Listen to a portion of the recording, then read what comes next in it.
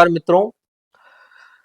आप देख रहे हैं कि जिस प्रकार से यूक्रेन के साथ रसिया का युद्ध चल रहा है, बहुत लंबा समय हो गया और कभी तेजी पकड़ लेता है, कभी धीमे धीमे चलता रहता है, कभी कुछ और खबरें आती, कभी कुछ और खबरें आती, कभी परमाणु बम की खबरें आ जाती हैं कि परमाणु युद्ध हो जाएगा, कभी कुछ और हो जाता है।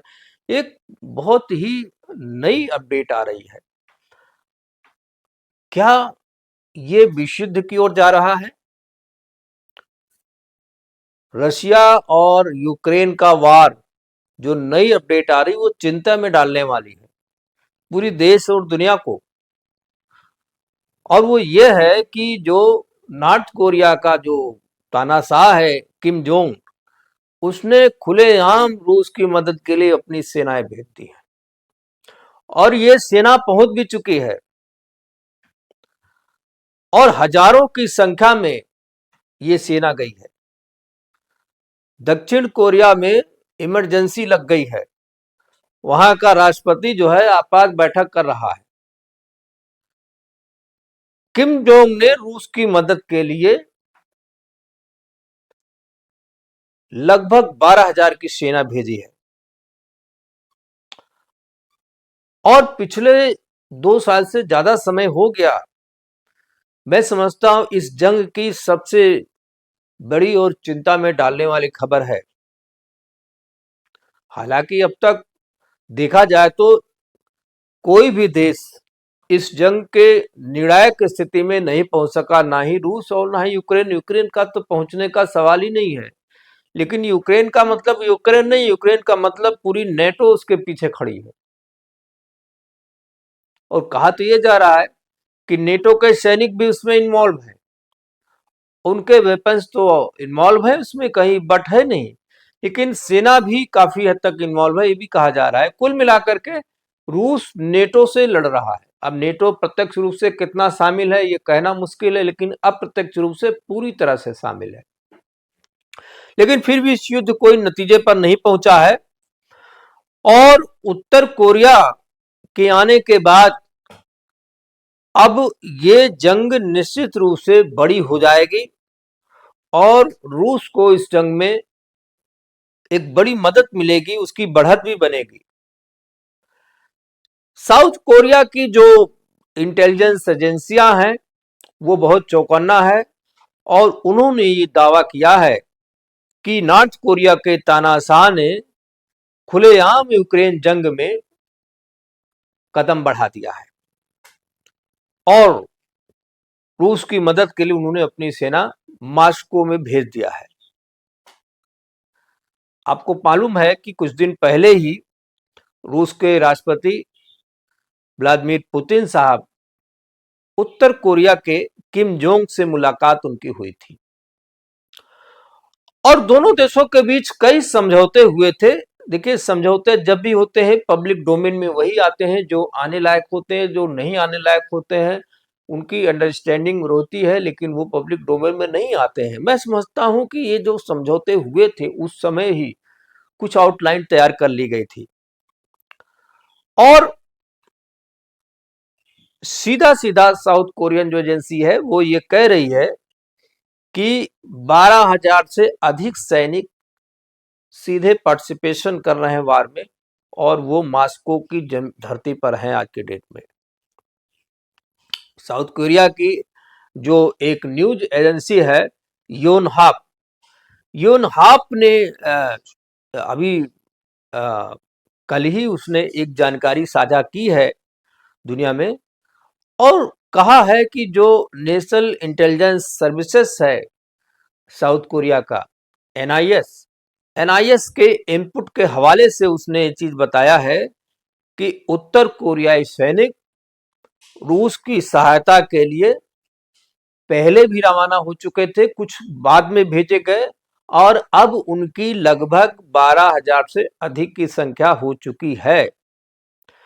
हालांकि एनआईएस ने बहुत सारी चीजों को इन खबरों को पुष्टि नहीं किया था खुलेआम और साउथ कोरिया की जो एजेंसी है वो जो NIS है वो द वार जोन करके एक रिपोर्ट पब्लिश किया है।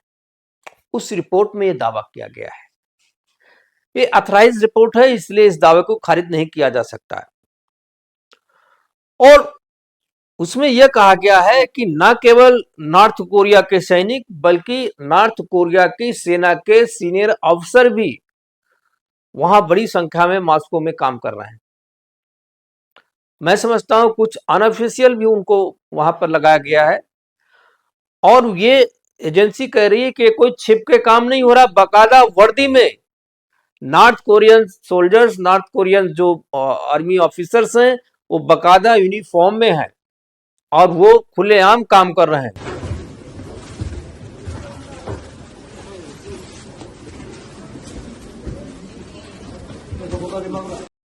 ये अपनी जगह का, अपनी तरह का एक अलग मामला है, एक ऐसा विषय है जो बड़ा चिंता करने वाला है।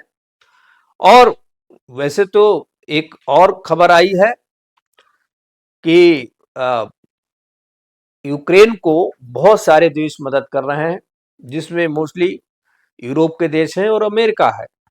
अर्थात नेटो कंपनी है, पूरी तरह से मदद कर रही, उन्हें हथियार दे रही, पैसा दे रही, सैन्य साजो सामान की कोई कमी जो है होने नहीं दे रही है।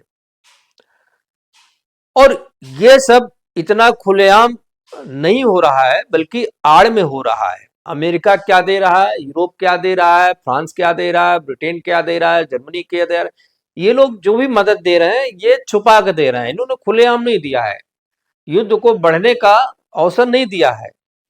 लेकिन नॉर्थ कोरिया का जो ये कदम है, ये सीधे सीधे दुनिया के लिए एक चुनौती है कि एक पक्ष के समर्थन में खुल के अपनी सेना भेजने का तात्पर्य है कि ये केवल विचारधारा से जुड़े हुए चीजों की बात तो नहीं हो सकती है। विचारधारा से तो चीन भी जुड़ा है, विचारधारा से कई देश जुड़े हैं।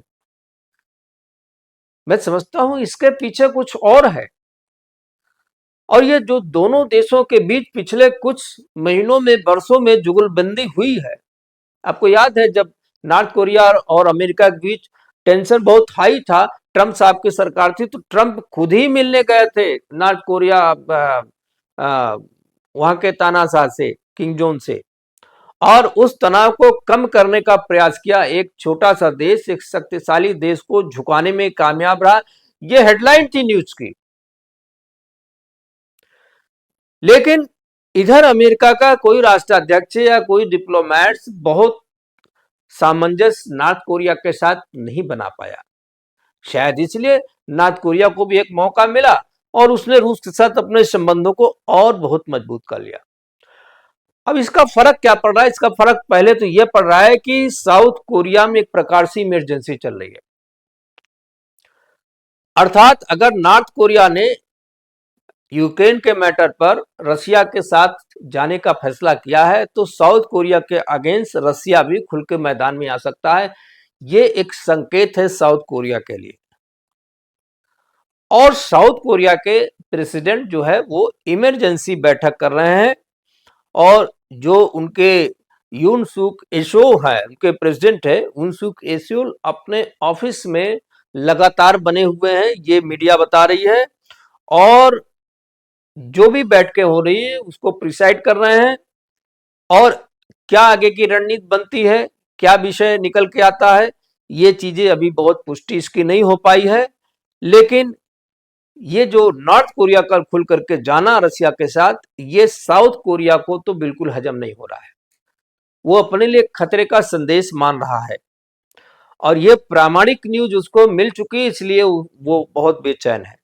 एक और खबर इसमें बहुत महत्वपूर्ण जुड़ गई है कि जो नेटो के मेंबर, खासतौर से जो यूरोपियन मेंबर और अमेरिका जो यूक्रेन के साथ पूरी तरह से पीछे खड़ा हुआ है, इसके साथ साथ ऑस्ट्रेलिया ने भी इनिशिएटिव लिया हुआ है।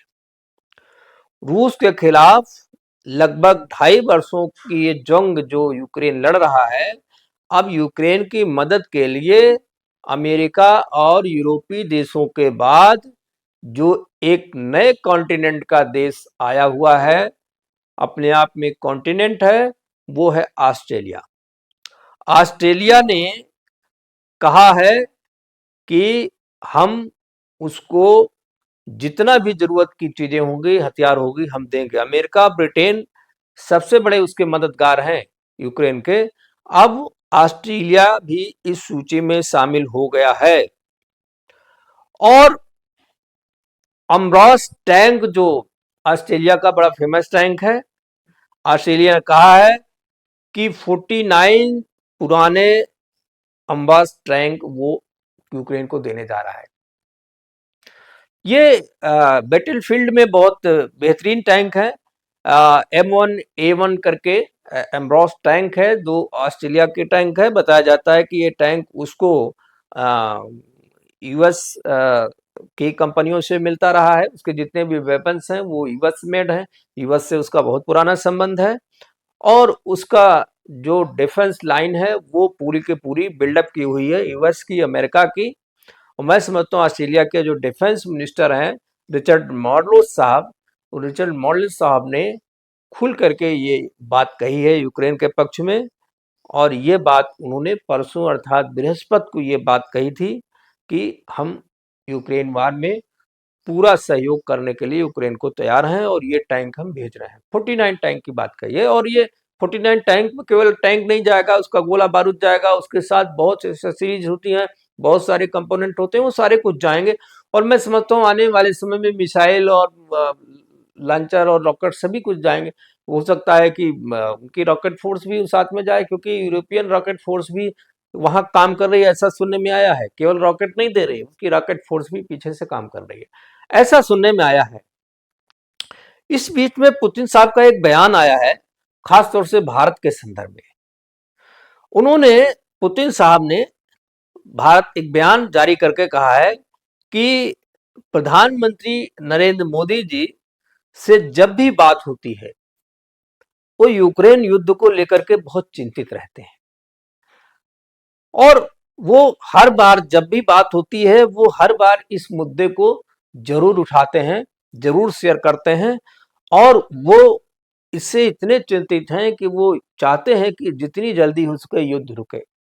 अर्थात भारत शांति की प्रयास कर रहा है, लगातार प्रयास कर रहा है। ये अप्रिशिएट कर रहे हैं पुतिन साहब, और ये जेलेंस्की भी अप्रिशिएट करते हैं। अभी जब मुलाकात हुई थी अमेरिका के दौरे पर प्रधानमंत्री जी से, तो जेलेंस्की ने भी ये बात कही थी कि आपने जो प्रयास किया है वो कर रहे हैं, ये बड़ी काबिल तारीफ है। दोनों पक्ष भारत के शांति प्रयासों का बढ़ चढ़ करके जो है स्वागत कर रहा है, ये बड़ी अच्छी बात है। लेकिन उत्तर कोरिया जैसे देश है, ऑस्ट्रेलिया जैसे देश है, वो आग में घी डालने का काम कर रहे हैं। अगर यूक्रेन युद्ध बढ़ता है, इसका दायरा बढ़ता है, तो दुनिया की कोई भी ताकत विश्व युद्ध होने से नहीं रोक सकती। रूस यूक्रेन युद्ध का दायरा बढ़ता हुआ दिख रहा है। जिस प्रकार से खुलेआम उत्तर कोरिया अपनी सेना भेज रहा है, जिस प्रकार से खुलेआम ऑस्ट्रेलिया अपने टैंक वहां सप्लाई कर रहा है, और ये विश्व युद्ध की ओर, ये युद्ध के क्षेत्र को, बैटलफील्ड के एरिया को, ये वार जोन को विस्तार देने की योजना है, ये आग में घी डालने की योजना है। और मैं समझता हूं कि ये एक टर्निंग पॉइंट है, बहुत चिंतित करने वाला है। और दक्षिण कोरिया क्या करता है आगे आने के बाद, चाइना क्या करता है आगे आने के बाद, बहुत सारे सराउंडिंग देश हैं, उनके बारे में भी आने वाले समय में जो खबरें आएंगी उनका भी बड़ा महत्व होगा। और अमेरिका के दो साइलेंट फ्रंट चल रहे हैं, आपको पता है। एक साइलेंट फ्रंट उसका यूक्रेन है, वो लड़ भी नहीं रहा है और लड़ भी रहा है, वो इनडायरेक्ट अप्रोच कर रहा है युद्ध का। और एक साइलेंट फ्रंट खुला हुआ है उसका मिडिल ईस्ट में, ईरान के खिलाफ, वो लड़ भी नहीं रहा है और लड़ भी रहा है। मतलब वो कहने के लिए तो लड़ नहीं रहा, लेकिन वो लड़ रहा है। वो इजराइल के पीछे वही खड़ा है, कोई और नहीं खड़ा है। यूक्रेन के पीछे वही खड़ा है, कोई और नहीं खड़ा है। वो एक प्रकार से इनडायरेक्टली दो फ्रंट उसके ऑलरेडी चल रहे हैं, और ये अमेरिका के ऊपर प्रेशर भी क्रिएट कर रहा है। और बहुत कुछ अमेरिका के आने वाले चुनाव परिणामों पर भी निर्भर करेगा, क्योंकि अगर बाइडेन की पार्टी जीतती है तो मैं समझता हूं कि जो ये पुरानी फॉरेन पॉलिसी, ये जो अभी वर्तमान की फॉरेन पॉलिसी है, कमोबेश यही दोहराई जाएगी। और अगर ट्रंप साहब सत्ता में आते हैं तो बहुत कुछ बदल सकता है। जैसा कि मैंने पहले भी वीडियो में कहा था, ट्रम्प साहब ने ये खुल के कहा हुआ है कि अगर हम सत्ता में आएंगे तो रूस और यूक्रेन को समझाएंगे, उनके साथ कंप्रोमाइज कराएंगे, युद्ध बंद करवाएंगे, और कतई वो नहीं चाहते कि ये युद्ध चले। ये इसमें अमेरिका की जो भूमिका है पूरी तरह से वो इसको डिस्कनेक्ट करने की बात वो पहले से कर चुके हैं, और अमेरिका अगर डिस्कनेक्ट होता है तो युद्ध अपने आप खत्म हो जाएगा, क्योंकि युद्ध चल रहा है तो सिर्फ अमेरिका के कारण चल रहा है। इसमें हर आदमी ये विषय को जानता है। अब देखते ये है कि ये युद्ध कहाँ जाकर के खत्म होगा, किस रूप में खत्म होगा, किस भयानक स्थिति में जाएगा, या आगे जाकर के ये रुक भी सकता है। क्या होता है, पूरी दुनिया नजर लगाए हुए है, यूक्रेन वार पर भी और पूरी दुनिया की नजर है इजराइल वार पर भी। मैं समझता हूं आज के ये वीडियो यहीं पर विराम देता हूं, और फिर कभी हम नए एपिसोड में आपको इन सब मुद्दों पर लेकर के आएंगे। डिफेंस एंड डिप्लोमेसी की बात होगी। इस चैनल को सब्सक्राइब करें, लाइक करें, शेयर करें, और अपना कमेंट भी देना ना भूलें। नमस्कार, जय हिंद।